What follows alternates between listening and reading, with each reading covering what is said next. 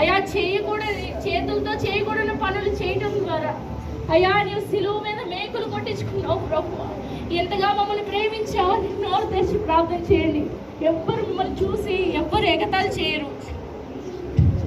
ప్రతి ఒక్కరు నోరు తెరిచి ప్రార్థన చేయండి. యేసయ్య నీ కన్నీటిని చూస్తూ ఉన్నాడు, నీ కన్నీటిని తుడవబోతా ఉన్నాడు. మీ తల్లిదండ్రులు మిమ్మల్ని అసహించుకోవచ్చేమో, మీ స్నేహితులు మిమ్మల్ని అసహించుకోవచ్చేమో, కానీ యేసయ్య నిన్ను ప్రేమిస్తూ ఉన్నాడు. నీ హృదయం ఆయన చూస్తూ ఉన్నాడు. యేసయ్య నన్ను క్షమించు ప్రభువా అని నువ్వు అడిగితే ఆయన క్షమించడానికి ఆయన సిద్ధంగా ఉన్నాడు. ఆయన మన హృదయం బయటే ఆయన నిలబడి మన వైపు చూస్తూ ఉన్నాడు. ప్రియ చెల్లి, నువ్వు ప్రార్థన చేయవా? ఇకనైనా నాతో స్నేహం చేయవా అని అడుగుతున్నాడు. ఎంతకాలము నువ్వు వాక్యం నుంచి దూరంగా ఉంటావు, ఎంతకాలము పెడచెవిని పెడుతూ ఉంటావు వాక్యాన్ని.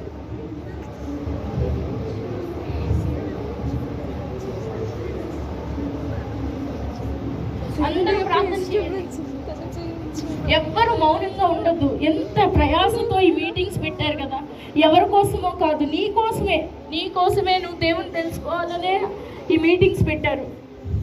నిజంగా ఎంత కష్టము, ఎంత ఎండలో అయినా మనంత ప్రయాసంతో నీ కొరకు పెట్టారు కదా, అది నీ కోసం. దేవుడు నీతో మాట్లాడాలని, నువ్వు దేవునితో మాట్లాడాలనే ఈ మీటింగ్స్ జరుగుతూ ఉన్నాయి. చెల్లి, ఎవరో కోసంలే మేము ఊరికి వచ్చి వెళ్దాం అనుకోవద్దు.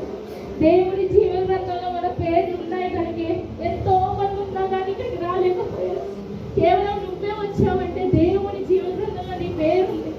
ఇదిగో ఆయన నిన్ను ఇష్టపడి ఉన్నాడు, నిన్ను ఎన్నుకొని ఉన్నాడు. నువ్వు ప్రార్థన చేస్తే ఆలోచించడానికి ఆయన రెడీగా ఉన్నాడు. ఎవ్వరు మౌనంగా ఉండొద్దండి.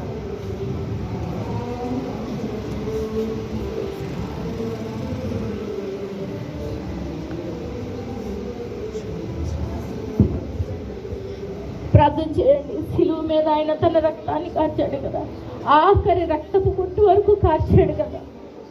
చేదు చిరకని, ఎంత దాహంతో ఆయన ఉన్నప్పుడు అడిగినప్పుడు చేదు చిరకని ఇచ్చారు కదా.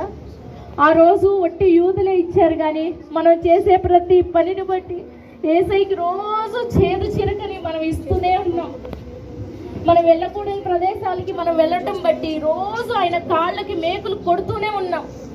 మనం చేయకూడని పనులు మన చేతులతో చేయడాన్ని బట్టి రోజు ఆయన చేతులకు మేకులు కొడుతూనే ఉన్నాం. ఇంకెన్నాళ్ళు నువ్వు మేకులు కొడతావు, ఇంకెన్నాళ్ళు నన్ను బాధపడతావు అని ఆయన కన్నీరు కారుస్తూ నీ వైపు చూస్తున్నాడు. ఆయన రెండు చేతులు నీ వైపు చాచి అడుగుతున్నాడు, నా దగ్గరికి రా ప్రియ చెల్లి, తమ్ముడు నా దగ్గరికి రా, నీ కోసం ఎదురు చూస్తున్నాడని ఆయన అడుగుతూ ఉన్నాడు. ఆయన నీ హృదయంలో రావడానికి సిద్ధంగా ఉన్నాడు.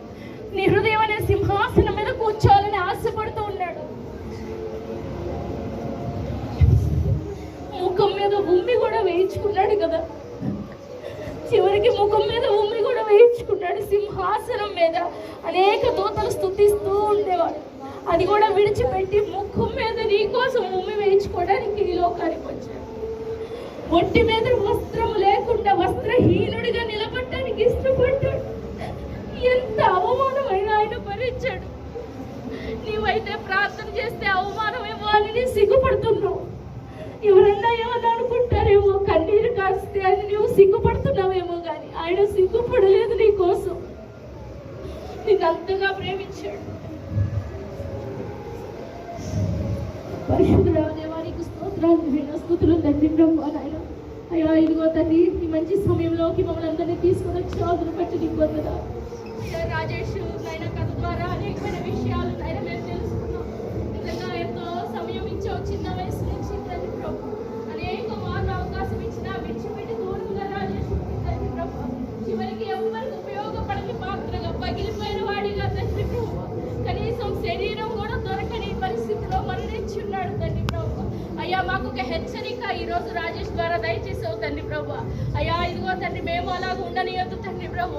అయ్యా నీవు చెప్పే మాటలు నాయన మా హృదయంలో భద్రపరుచుకునే కృపని దయచేయండి నాయన. నీవు మమ్మల్ని ప్రేమిస్తూ ఉన్నామని మేము ఈరోజు తెలుసుకున్నాం తండ్రి ప్రభు.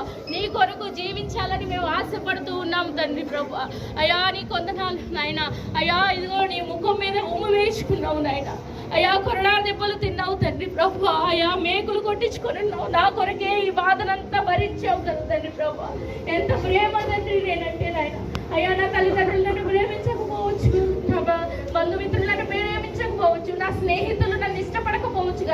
నువ్వు నన్ను ఇష్టపడి నాయన ఇదిగో నా కొరకు తండ్రి ప్రభు నీవు ఈ లోకానికి వచ్చిన దేవానికి స్తోత్రాలు నాయన.